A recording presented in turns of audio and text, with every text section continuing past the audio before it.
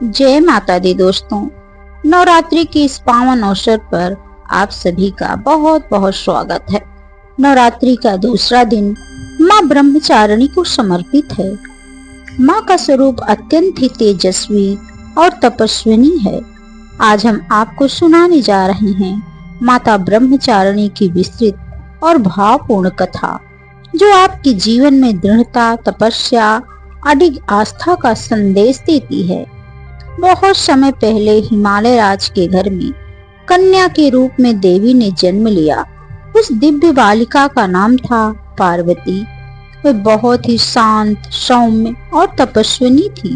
जब वे बड़ी हुई तो नारद मुनि वहां आए और माता को बताया, हे देवी, आप इस जन्म में भगवान शंकर को ही अपने पति के रूप में प्राप्त करेंगी, लेकिन इसके लिए आपको कठोर तपस्या करनी होगी। नारद जी की वाणी सुनकर माता पार्वती ने निश्चय कर लिया कि वे घोर तपस्या करके महादेव को पति के रूप में प्राप्त करेंगी। इसी कारण वे ब्रह्मचारिणी के नाम से प्रसिद्ध हुई।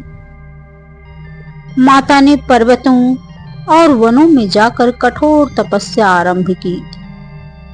हजारों वर्षों तक उन्होंने केवल फल फूल खाकर जीवन व्यतीत किया।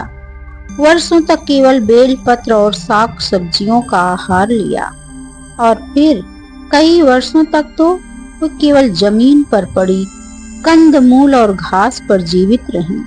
अंततः ऐसा समय भी आया जब माता ने निराहार रहकर केवल वायुपान से ही तपस्या जारी रखी। उनकी यह कठिन साधना देखकर देवता, ऋषि मुनि और स्वयं भगवान विष्णु तक उनकी अद्भुत शक्ति और धैर्य से चकित हो उठे। माता ब्रह्मचारिणी के तप से तीनों लोक में कंपन होने लगा। दुष्ट शक्तियां भी उन्हें डराने का प्रयास करने लगी।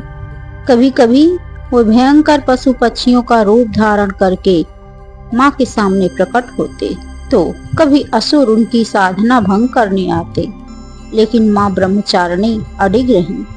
वह मुस्कुराते हुए अपने मन में केवल एक ही भाव रखती, मुझे केवल शिव चाहिए, मुझे केवल शिव को पाना है।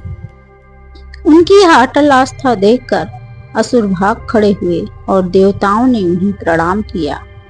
माता का यह कठिन साधना देखकर स्वयं भगवान शंकर प्रसन्न हो गए। उन्होंने माता के सामने प्रकट होकर कहा, हे देवी, आपकी तपस्या अद्वितीय है। आपने अडिग संकल्प और धैर्य से मुझे प्राप्त कर लिया है। इसी प्रकार माता पार्वती का विवाह भगवान शिव से संपन्न हुआ और वह सदा सर्वदा ब्रह्मांड की आदि शक्ति के रूप में पूजित होने लगी। माता ब्रह्मचारिणी के दाहिने हाथ में जप माला और बाएं हाथ में कमंडल सुशोभित है। उनका स्वरूप अत्यंत तेजस्वी और साधकों को तप, संयम और शक्ति प्रदान करने वाला है।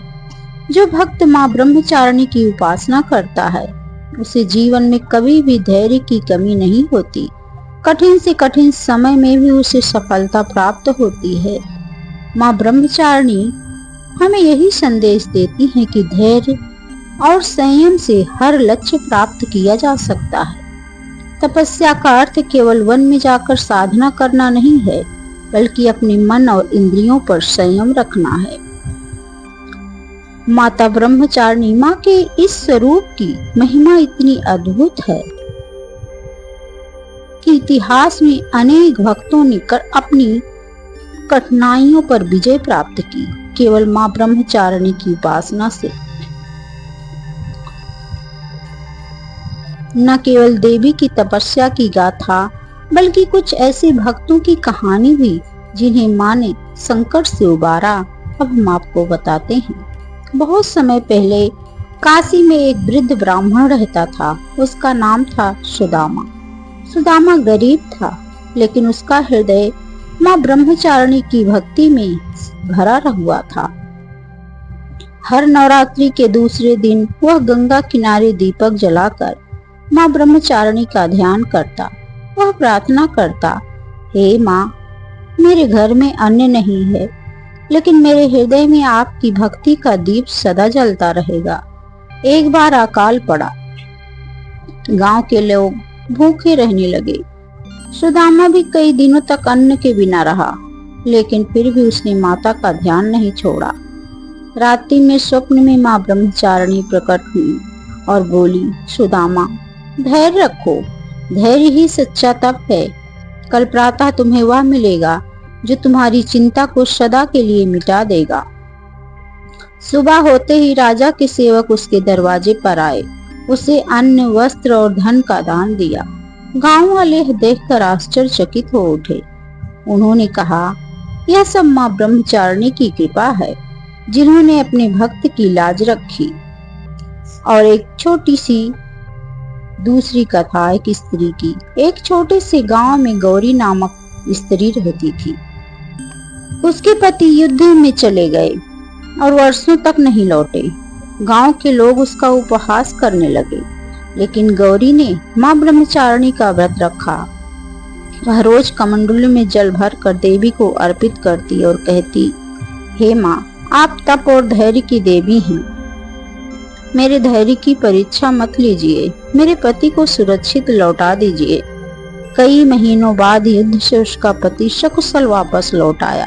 गौरी रोते हुए बोली, यह माँ ब्रह्मचारिणी का ही चमत्कार है, जिन्होंने मेरे जीवन को फिर से पूर्ण कर दिया।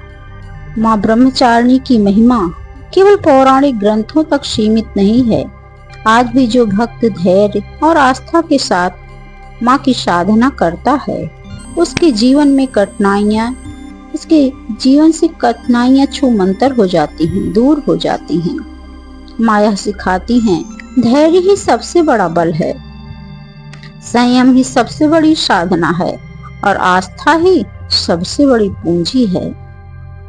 नवरात्रि के दूसरे दिन भक्त माँ ब्रह्मचारिणी की पूजा करके यही प्रार्थना करते हैं, हे माँ, हमें भी धैर्य और संयम प्रदान करें, हमारी आस्था कभी न डगमगाए। तो भक्तों, यह थी माँ ब्रह्मचारिणी की कथा, जहाँ न केवल उनके तप की गाथा है, बल्कि उनके भक्तों की भी सच्ची कहानियां जुड़ी हुई हैं। तो बोलिए, जय माँ ब्रह्मचारिणी की, जय माता की। माता ब्रह्मचारिणी जैसे उन्होंने तप करके प्रभु को प्राप्त किया, वैसे हम भी उनकी साधना करके अपने जीवन की सारी कठिनाइयों को दूर कर सकते हैं। माँ अगर हम पर दया करती हैं, तो कौन हमारे जीवन में संकट को डाल सकता है। माँ अगर उबारेंगी तो कौन हमें गिरा सकता है।